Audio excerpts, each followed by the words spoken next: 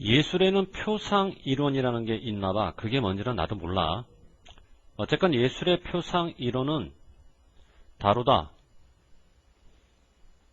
취급하다. 뭐를 다루고 취급하나? 예술가가 하는 일을 어떻게 다루고 취급하나? 과학자가 하는 일과 대단히 비슷하게. 예술가가 하는 일과 과학자가 하는 일을 동일시 했다는 얘기인데, 문제는 여기서 비슷하다라고 하는 것이 비슷하게 다루었다는 얘기가 아니라 예술가가 하는 일이 비슷했다라는 얘기야, 과학자와. 그러면 동사를 꾸미는 게 아니고 엄연히 동사 뒤에 나오는 목적어를 꾸미는 거니까 일종의 목적격 보호로 보고 무슨 사가 필요하니? 형용사가 필요하지 부사가 필요한 게 아니다라는 얘기야. 그래서 둘 다 예술가든 과학자든 모두 자 수동태 비동사 다음에 involved in 하게 되면 어디에 관여하다. 예술과 과학자 모두 관여를 하는데 설명하기. 외적 세계를 설명하기.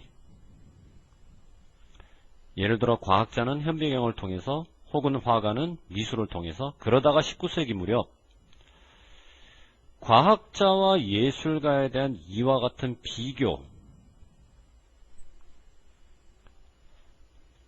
비동사 다음에 바운드가 to로 연결되지?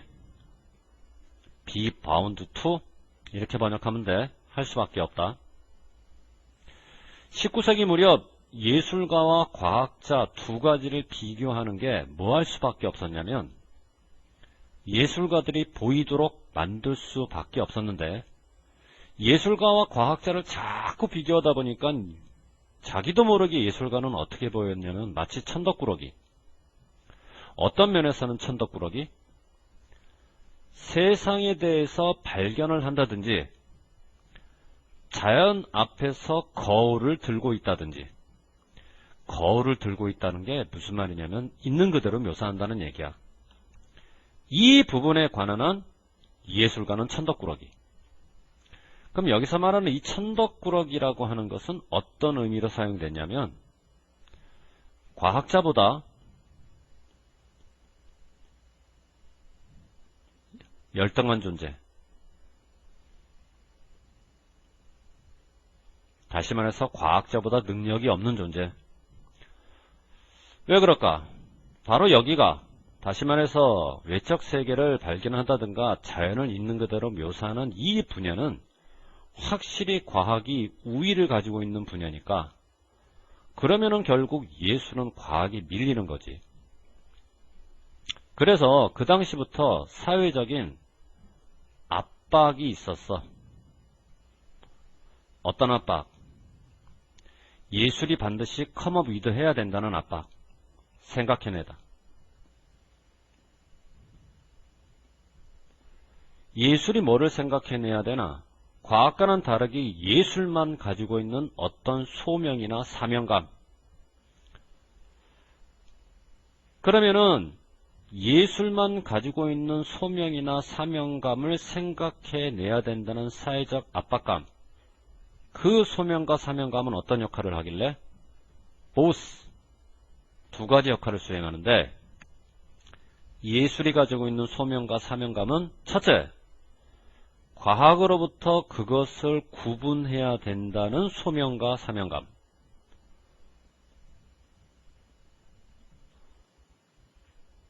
그러면 과학으로부터 구분돼야 될 그것이라고 하는 것은 예술이겠지, 그지? 이 소명과 사명감이 해야 될 두 번째, 능력 면에서는 과학과 동등하게 만들어야 돼, 그걸. 여기서 말하는 이 또 당연히 뭘까? 예술이겠지, 그지?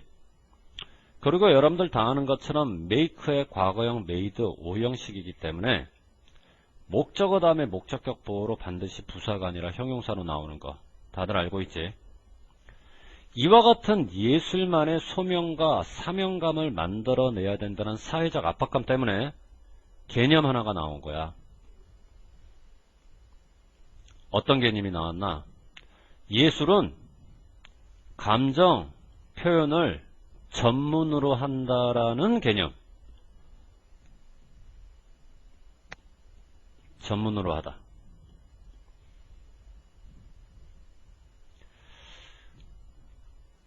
결론적으로 말할게. that 앞에 가로를 치고 감정 뒤에 가로를 쳐서 이 가로가 앞에 나오는 노션을 꾸며야 돼. 그러면 개념이라는 노션이 전체 문장의 주어고 이 주어와 만나는 동사는 여기라고 봐야지. 그러니까 감정을 주어라고 착각해서 복수를 쓰면 안 되고 엄연히 주어는 노션, 3인칭 단수 개념으로 들어가서 was로 들어가야 된다는 거지.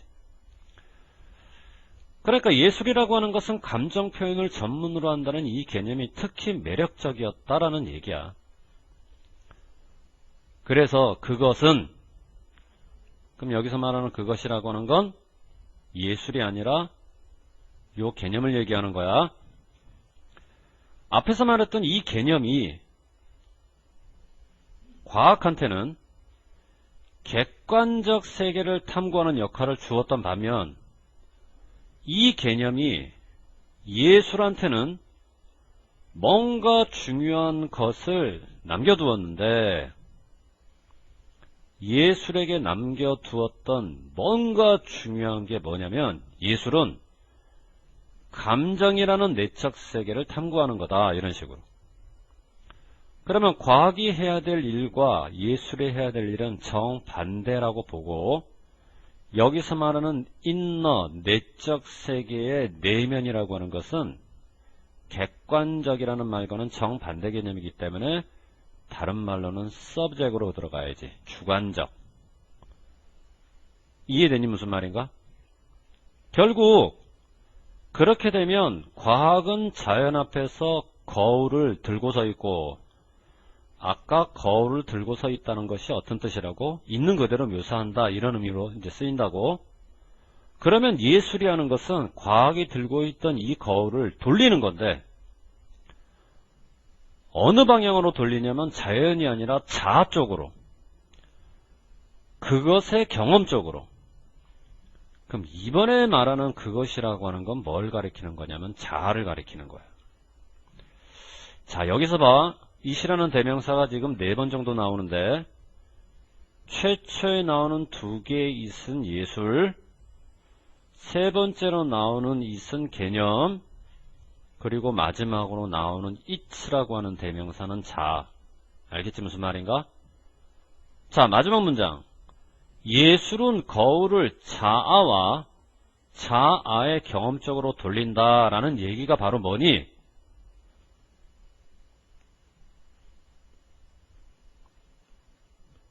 예술이 다루는 것은 객관적 세계가 아니라 주관적 세계라는 얘기고, 다시 예술이 다루는 것은 객관적 세계가 아니라 주관적 세계라는 거고, 이 얘기는 예술은 감정의 표현을 전문으로 하고 있다.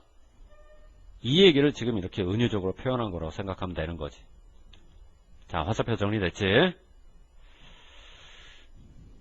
예술이 전문으로 하는 것은 감정 표현이다. 이 문장이었던 거야.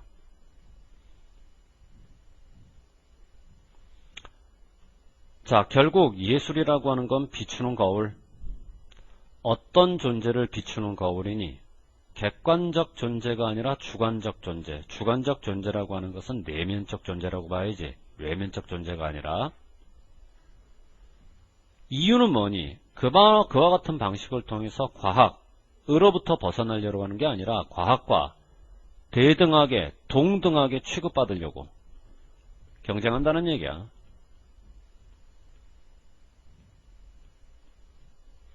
크게 어렵지 않지? 자, 넘어갈게.